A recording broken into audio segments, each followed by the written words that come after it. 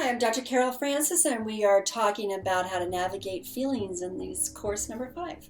And in this particular class, we're going to talk about sadness and depression. Boy, aren't I a chipper person? Well, the next one, we're going to talk about happiness. So we will end on an up note, potentially, depending on how you decide to walk the path of navigating your emotions.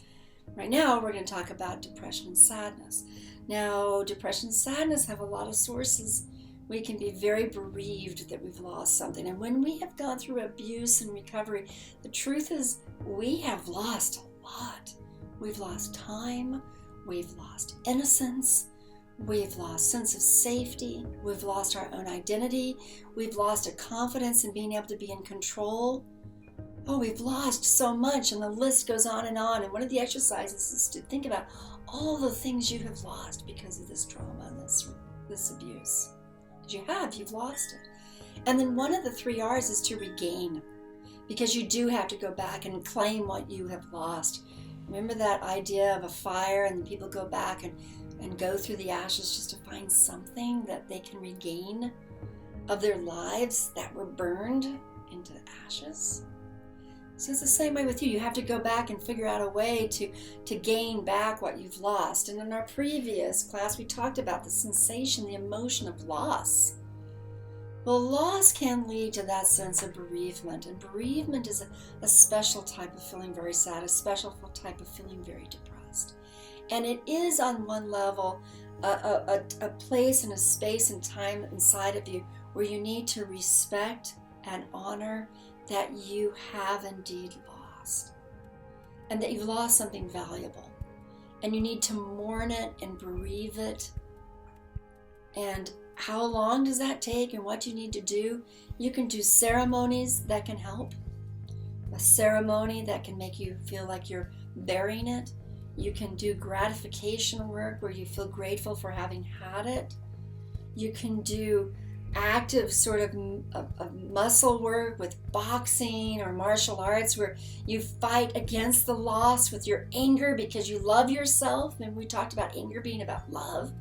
And you're angry that you lost it. You shouldn't have lost it. It shouldn't have happened to you. And that's the anger about the loss. Or bereavement can also go through the different stages that Elizabeth Kubler-Ross talks about, and going through all the different 5 stages. So this bereavement is a part of depression and sadness, and you will go through that in part of your recovery because you have lost. I'm so sorry. I feel the pain of your loss. I've gone through it myself. So you're not alone, but that's only a little bit of solace that you're not alone. You're not the only one that's experienced horrible, horrible loss that makes you feel very depressed. You're not alone, but it is your experience. And now you have to figure out how to honor that you authentically lost something you valued, and eventually answer that loss with figuring out how to regain valuable in your future, whatever the valuable is. You know, a lot of individuals that go through abuse and trauma come out the other side saying, well, I now know how valuable such and such is, my child is, my life is, my time is, my safety, my body, my family. It's as if the threat of it makes it more valuable, or the actual loss makes something comparable even that much more valuable. And that's a way of trying to regain it, is to take what's lost and regain it and then value it. To feel the gratitude for having had it in your life is another way of doing it. I'm so glad I had it for that short amount of time. Whatever it was, but I've lost it now. And then the question will come to your mind, well, how am I going to go on? And again, that's a question of, oh my gosh, my path. What's my path for going on? How am I going to go on? I'm lost about how to go on. And to some degree, eventually you answer that question, and this course is helpful in answering that question. But to the degree that you can kind of sustain your own sense of bereavement and your feeling of loss because you lost it, to stay there and to honor that feeling is being able to be with your emotions. And remember, your emotions do respond to real situations, but they also respond to your internal relationship with yourself, your imagination as well. Let me go to that imagination for a moment, because some depression is based entirely on imagination. This is really hard to say, and I mean no disrespect whatsoever. A lot of cognitive behavioral therapy that addresses depression acts as if we can take care of all depression merely by changing your thoughts, organizing self-affirmations, and kind of cheerlead your way out. And there is some truth to that. It can work very powerfully. But it's also important for you to realize that you can imagine yourself into a self-fulfilling prophecy of depression, where you can feel so completely pessimistic and so completely down and everything is awful. You can make the world blue and paint it such, and it will be blue. And we do know that research is really clear. Individuals that are pessimistic tend to live very much more miserable lives than the people who, with that same type of life, same type of misery, are optimists. They actually live better lives. They live longer, they're happier. Same person who gets cancer, for example, who's very pessimistic, usually cancer is much worse. And individuals that are very optimistic can get cancer. And if their optimism causes them to follow through on treatment, then they're more likely to recover. Now, if their optimism makes them go, I'm fine, I don't need to worry about it, that's not the same thing. Optimism is very different than wishful thinking, although there's somewhat akin. Pessimism, and for pessimism, I'm going to be so sick, I'm going to go to the doctor, can actually help you because you might go to the doctor and get remedies, right? So pessimism that's very practical and moves you forward it can be beneficial because it moves you forward. So it's not optimism and pessimism that's so much as what you do with your state. So if you're proactive in your life and you make plans to move forward in your life, whether you're pessimistic or optimistic, whether you're depressed or happy, you're probably going to go forward with your life because you're not going to allow yourself to be lost. Your pessimism can be a GPS effectively moving you forward as much as optimism can as well. And both pessimism and optimism can also blind you so you don't do the things you need to do. So why am I moving into talking about pessimism and optimism when we're talking about sadness and depression and loss? Because this aspect of depression that's really more about pessimism can lead you into creating more and more awful circumstances in your life. You can say, well, no one's really likes me. I feel so depressed about that. And so a friend comes over and they love you and they enjoy you, but you're the whole time saying to yourself, oh, they're just taking pity. I mean, they don't really like me and they don't really want to spend time with me. So then the next time they call, you don't answer or you don't reach out to them, and even though they would like you to. So by your own fulfilled prophecy, you actually begin to sever the very relationships because you're so convinced that no one will like you. These negative thoughts, these horrible messages that you give yourself that keep you in the trenches of despair and depression are really your imagination, your thoughts that are leading you down some horrible paths. Now notice that paths to recovery are leading you toward thriving. Paths of depression and pessimism that don't become proactive are leading you just the opposite direction. So I want you to consider if your depression is being influenced, maybe not initiated, but is it being influenced by the chronic way in which you are now filtering poisonous imagination, poisonous thoughts, poisonous memories, poisonous anticipations into your life so as to keep yourself down in the gutter? Maybe because it feels safer down there. If you don't get up, fall isn't so bad. If I don't get hopeful, I don't get slapped so hard. Remember we talked about giving love and then feeling like the other person's responsible for taking care of us. I get giving hope, and now you're responsible for fulfilling my hope. You can't work that way. If I give love, it has to be because I give it and I experience it. And when I receive it, I'm going to also soak it in. If I give hope, I must realize it's my experience of hope. And that may or may not produce what it wants to out there, but it is my experience of hope and I can live in my hope.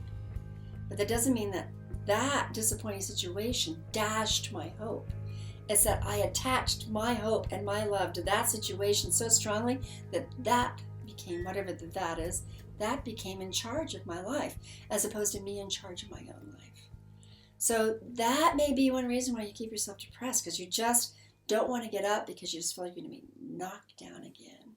That's when people don't like to fall in love because A lot of times we fall in love, it ends in breakups. In fact, majority of the time when you fall in love, it ends in breakups. Weird, right? It's either the breakup of death, or the breakup of illness, or the breakup in incompatibility, or the breakup of a move, or the breakup of the other person disinterested, or maybe you're disinterested. Majority of the time, intimate romantic relationships end in not working out. But you're always working and thriving to have that thriving, wonderful relationship. And the process of doing that means you have to steer your boat to the person who wants to create the exact same thing you want to with you, and you with them. It takes a lot of work. It takes a lot of persistence, a lot of optimism, a lot of pursuit, a lot of feeling that I'm going to thrive and I'm going to find the life I want to live with, the person I want to live it with if it's one person. But even that person may get sick, may die, something may happen, and it may only be a beautiful relationship for a period of time. So does that mean you're going to stop yourself from moving ahead because it might end in heartbreak? Well, maybe the heartbreak is the risk you take to fall in love. So now, how does this relate to abuse and trauma recovery? Well, for some of you, in an abusive situation, you actually still feel like you love your abuser. And you've lost that relationship, and you've lost the good moments that you might have had with your abuser. And you will feel the loss of that person, and you wish they were back in your life because you remember the good moments, or at least you didn't feel lonely. And lonely is kind of another way of being sad and depressed, right? So it feels like they at least filled a void inside of you, and it felt better to have them there even with all the abusiveness. And now if you're really going to, maybe for the 8th time, leave them, and for finally a time you say, I'm going to stay away, you do have to go through a period of bereavement, because once upon a time you loved them. That's right. Once upon a time you loved them. Nothing wrong with that, just the realization that now you have to go through bereavement, and that may be part of you recovering from abuse is also being able to bereave the loss of love and companionship, the loss of hope, the loss that this was going to work, the loss that this time everything you gave it was going to work, and maybe even the loss of realizing that it isn't on you, it's on them, and they're not doing what they need to do. And boy, don't you wish they would, but they're not going to.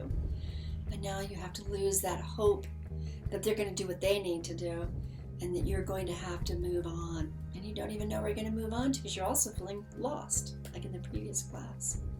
So these are all aspects of feeling very sad, and they're all part of trauma and recovery, abuse and trauma recovery.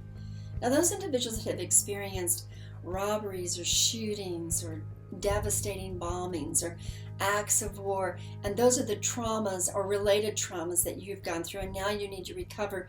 You have lost an innocence and a feeling of everything's fine. Your whole system of being optimistic or feeling like you have control, you've lost that as well. And you not knowing where you're going to get your sense of confidence again, because you know you can't get your sense of confidence that everything's going to be fine, because it may not be. And so you've also have this to bereave, and it's a powerful thing to bereave. And there may be only so much of you that can go over and forward and do it again. Can you go to another concert if you feel like there's going to be another shooting? Can you go to another a school activity feeling there's going to be a shooting there? Can you go to, can you go back and fight with your buddies in war if you know there's just going to be devastation? I mean, there's a feeling of, can I go and take more? And as soon as you say, I can't, then you had to face that there's something there that you also lost. And you have to go retrieve. Remember, we talked about retrieving as one of the 12 R's. You have to go back and you have to retrieve the parts of you that are still there, so that you can have those parts of you back as you move on a different path. A different path. So that can also make you feel sad. Now notice the difference between sad and clinical depression. And sometimes when we're sad, we can get so sad, we can get very depressed, even make it look like clinical depression, but it initiates as just sadness. And to be able to sit with feelings of sadness, and then eventually taking those breaths and moving away from it and answering the sadness with an activity, is related to the last class of happiness. happiness. But for now, let's talk more about depression. Depression is clearly related to the shift of dopamine and serotonin and other neurotransmitters in your brain. It is associated to the lack of activity, the lack of nutrition, and the lack of sleep. So those are on the biochemical levels, and it can affect all sorts of aspects of your brain, your ability to focus and concentrate, your ability to see colors or to find beauty. Your whole sense of the life can be in blah, or can be bleak, or can be very pessimistic. And there's a part of you that will disengage from everything that is full of life and attaches itself to everything that is full of blah, nothing. The dark and the bleakness become the realities as opposed to all the other realities that actually exist. And depression can, once again, just eclipse everything else that exists inside of you. And all you can experience is depression. It's like your first thing, and it can kidnap you entirely and completely. And if it has moved into altering your biochemistry, and by the way, for men, when their testosterone level begins to lower, they can feel depressed. For women, when they have this strange combination of progesterone and estrogen, they can feel just depressed. They can have the PMS symptoms, and it just makes them feel so bleak and depressed, crying, everything's bad, everything's upsetting, everything is And then also depression can make you feel responsive, like you're irritated and angry at everybody because life is so bleak, right? Another expression of anger. So in this state of depression, you have to realize that your biochemistry really needs to be assisted. Exercise is found to be one of the key ways to help individuals wake up. But if you're exercising a body that doesn't have all these other minerals and vitamins and hydration and support inside you, the biochemistry that helps you, you can't even wake up the adrenals and all those wonderful feelings inside you that can make you feel happy. So it is possible that you're going to need to take supplements. And of course, I talk about 5-HTP or GABA or any other sorts of combinations. For some people, SAMe, St. John's wort have been good. And for other people, those are not so good. And then, of course, there are also the pharmaceuticals that can help people just temporarily or long-term be able to wake back up into feeling alive and act upon their life in a way that has some pretty good feelings to it. So I'm not opposed to any of those interventions, but realize if your depression has come into a position where your body has actually shifted its biochemistry, you have to address that. There's no two ways about it. And here's the other difficulty about depression is that when you're that depressed, you don't act on your own behalf. You can't even get yourself to wake up, get out of bed, much less exercise, get dressed and make yourself feel good by whatever rituals you do, such as put on makeup or talk to people or go out there and walk or play with your dog or your kids. I mean, what wakes you up? And when you're that depressed, nothing works. So you do have to respond to the biochemistry of your body. That's also true with anger and love and fear as well. But I wanted you to consider it mostly in terms of navigating sadness and depression so that you can authentically say, okay, is this a time when I biochemically need some additional support? Now, along these lines, I want to actually say that there is some proof or studies that individuals that have trauma and abuse actually do better in their recovery the sooner they get medication that helps them lower their cortisol levels and helps them lower the depressive sort of responses or the anxiety sort of responses that can be triggered by abuse and trauma, so that the biochemistry is supported in such a way that they are not lodged into the biochemical reactivity of your body that leads to your emotions and your thoughts and your inability to function. You're not so caught up into that it actually assists you on a physiological level so that you can move yourself into recovery in a more effective way. So be aware that if you're just waking up and you're just from your trauma and abuse, it may be that you need those biochemical supports in your system to be able to stir any future recovery, or to make sure that the recovery you do is the fastest, most effective way you can. But even if you didn't know that and it's been years, you can now look at your biochemistry and say, wow, it's been years that I've been depressed because of what went on. Years. So maybe now I need to deal with the biochemistry of that. Another aspect of depression I want you to consider is that of the self-reproach or self-loathing that can come into the equation as well. And it's when people can use depression as kind of a way of self-harm, or they actually go into self-harm. So when people are cutting or they're doing something to physically cause them pain, they're actually releasing chemicals in their body that are antidepressants. Another thing that's antidepressant happens to be tears. So cry. Even if you're afraid you're going to cry forever, cry. It releases an antidepressant in our systems to whatever degree, and everybody stops crying eventually, even though there may be another cry in them just shortly down the road. So that ability to just appreciate the pause between crying, or having a long pause between crying, or that sense of, oh gee, I feel better, actually is part and parcel because you changes your biochemistry by being able to cry, but also the catharsis and the sharing of the experience, which has a lot to do with other parts of your brain, as well as just integrating yourself back into being more whole. You retrieve things inside of you when you're able to visit the narratives sometimes. So all of that can help you with your depression as well. So here you are talking about experiencing depression and sadness. You say to me, Dr. Francis, and I don't feel any better while you're talking to me. Nothing's changing. I feel grumpy and irritable and edgy, and I bark at everybody, and basically it's just my way of just having a response when all I want to do is not respond at all. I just want to just not be here. And that feeling of wanting to commit suicide or just end or just distance yourself, I understand, I get it. Not only are you overwhelmed, but if you're in that state of depression, your body does not have a way to be able to support you in the activity of moving forward and thriving. So honor the fact that maybe you need some assistance. Therapeutically, yes. Therapy is one of the key ways to help people with depression. Exercise, eating supplements, and yes, the pharmaceuticals, because they alter the biochemistry in your body. There are other ways too. You need to know what used to make you happy. And we'll talk about more of that in the next class.